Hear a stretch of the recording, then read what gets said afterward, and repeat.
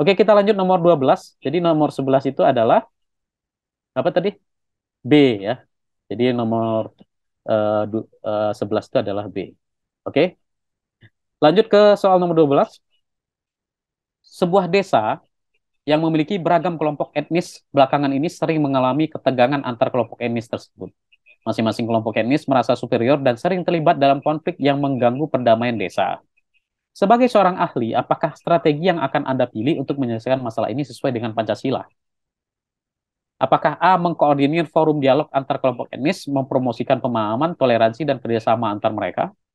Atau B. Mengusulkan agar setiap kelompok etnis tinggal terpisah di wilayah mereka sendiri untuk menghindar konflik, jadi menahan diri untuk ya sampai suasana mungkin adem ya? Atau C. Mendorong masyarakat desa untuk menghindari konflik, jadi abaikanlah perbedaan budaya dan etnis tersebut. Sehingga kemudian konflik itu tidak terjadi. Mungkin seperti itu. Atau D, menetapkan aturan yang memberikan hak istimewa kepada satu kelompok yang memimpin. Jadi kalau ada yang berhasil menjadi pimpinan, maka model-model kegiatan beragamanya mungkin, atau kegiatan adatnya itu adalah mengikut dulu kepada yang, dan kayaknya kita begitu ya. Jadi kalau doa itu misalkan cara muslim kan gitu, ya enggak? Baru kemudian yang berbeda mengikuti dalam kondisi umum. Atau yang E, mewajibkan semua kelompok etnis untuk mengikuti aturan dan adat istiadat dari satu kelompok etnis tertentu untuk menciptakan persatuan. Jadi kompak aja dulu deh. Misalkan cara untuk panen itu menggunakan salah satu jenis adat istiadat atau gimana. Oke, baik. Jawabannya adalah A ya. Jadi 12A. Ini kayaknya bisikan-bisikan saya udah nggak. Oh, masih ada yang terkecoh. Kayaknya tadi tuh sudah tidak manjur lagi bisikan saya ya. Oke, nomor 13 kita lanjut. Sebagai seorang kepala badan usaha milik negara di sektor energi, Anda dihadapkan pada tekanan global untuk mengurangi emisi gas rumah kaca dan beralih ke sumber energi yang lebih ramah lingkungan. Sementara itu, Anda juga memiliki tanggung jawab untuk memastikan ketersediaan energi yang cukup untuk memenuhi kebutuhan masyarakat dan industri. Bagaimana Anda dapat mengamalkan sila keempat Pancasila? Apakah A, Anda akan mengabaikan tuntutan global untuk mengurangi emisi gas rumah kaca dan lebih fokus pada memenuhi kebutuhan energi nasional? Atau B, Anda akan mengambil keputusan berdasarkan pandangan tim Anda agar tidak terjadi blunder dan kepentingan luar negeri? C, Anda akan menerapkan kebijakan tindakan tanpa melibatkan orang asing, jadi nggak usah terlibat orang asingnya.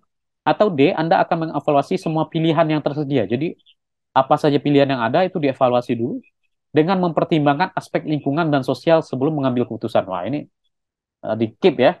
Atau E, Anda akan melibatkan beberapa pihak terkait dan mendiskusikan perencanaan energi yang cukup terbuka untuk mendapatkan solusi. Ya, oke. Ada yang D, ada yang E. Kita akan coba lihat.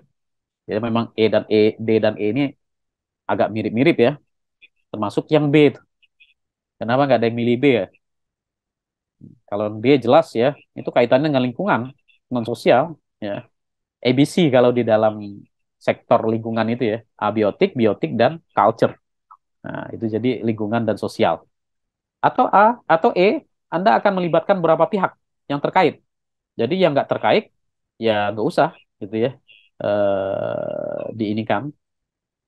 Kemudian untuk mendapatkan solusi itu dilakukan diskusi, mungkin FGD dan segala macam. Oke, kita lihat jawabannya. Jawabannya adalah E. Mengapa E? Karena ada kata kunci diskusi, ya. Lalu mengapa tidak D? Walau kan jelas lingkungan dan sosial, ya.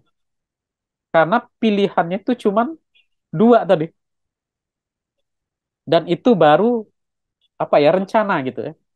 Sementara evaluasi gimana? Kalau yang D itu, evaluasi kan baru bisa dilakukan setelah misalnya evaluasi kinerja gitu ya. Itu biasanya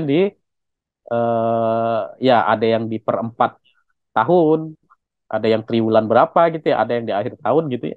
Itu evaluasi gitu ya. Jadi jangan mengevaluasi pilihan yang ini kan buat apa dievaluasi, justru semua pilihan itu dimunculkan saja untuk kemudian didiskusikan. Oke gitu ya. Saya rasa menangkap lah yang arahnya. Soal nomor 14. Semua aturan yang diterbitkan di Negara Kesatuan Republik Indonesia harus mengacu kepada konstitusi dijiwai oleh Pancasila. Aturan yang dimaksud mulai dari aturan kenegaraan hingga aturan-aturan yang berlaku di rukun tetangga. Kondisi ini sesuai dengan posisi Undang-Undang Dasar 1945 sebagai apa? Dasar hukum, sumber dari seluruh sumber hukum, perjanjian luhur, dasar ideologi, atau barometer konstitusi. Nah, jadi kan harus mengacu. Nah, ini maksudnya gimana nih? Harus mengacu ini kira-kira bahasanya. Kalau yang dipahami, apakah sebagai dasar hukum atau justru sumber dari seluruh sumber hukum. Jadi apapun sumber hukum, apapun hukum yang ada di Indonesia itu harus merujuk kepada Undang-Undang Dasar atau Perjanjian Luhur, ya, atau dasar ideologi atau barometer konstitusi.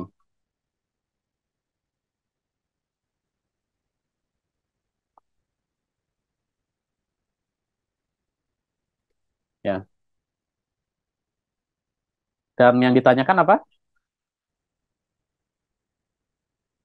Yang ditanyakan adalah posisi Undang-Undang Dasar 1945.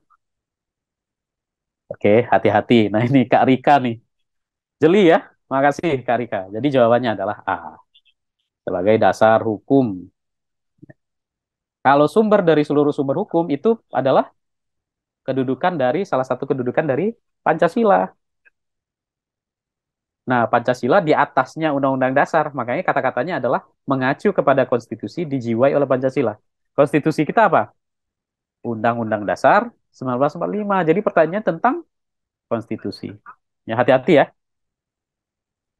Ya, hati-hati. Jadi posisi Undang-Undang Dasar itu dasar hukum.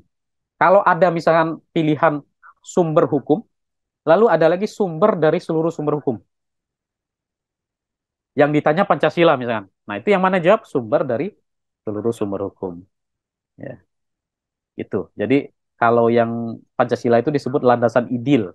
Jadi landasan paling tinggi semua nilai. Kalau ada pertanyaan, semua nilai harus mengacu kepada, misalkan ya pertanyaan seperti itu. Ya, Pancasila. Ya. Lalu sila apa yang menjadi apa istilahnya itu panduan utama di dalam pelaksanaan nilai-nilai kemanusiaan di Indonesia? Itu sila keberapa? Sila pertama. Karena ada hierarkis di dalam Pancasila itu. Kalau misalnya ditanya begitu ya. Jadi hati-hati, itu penting juga diketahui. Oke?